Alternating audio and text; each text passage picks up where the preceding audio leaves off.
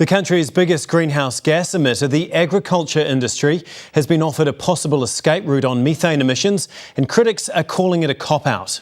The government has laid out 3 possible targets to reduce emissions, 2 of which set softer targets for methane burped by animals.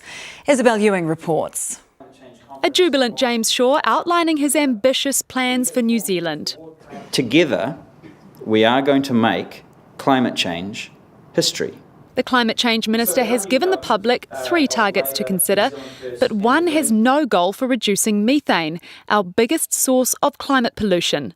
Greenpeace is stunned. It is a cop-out. All 3 pathways outline a net zero target. Net zero means the amount you pollute must be offset, for example, by planting trees.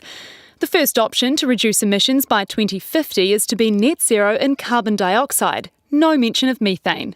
The second is to be net zero in all emissions. The third is to be net zero in carbon dioxide and nitrous oxide, and to stabilise methane. Methane's a shorter-lived gas, but it's also our most potent, and in New Zealand it's our biggest source of climate emissions. So we really need to work out how to tackle it. But farmers say because methane doesn't linger in the atmosphere as long as the carbon dioxide and nitrous oxide spewed out by cars, it's less of a problem.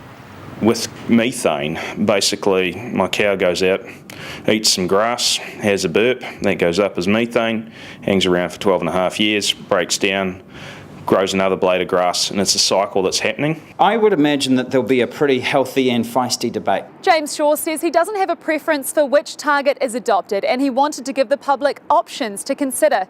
Just how ambitious New Zealand's target ends up being will be decided once the public consultation wraps up in 6 weeks. Isabel Ewing, Newshub.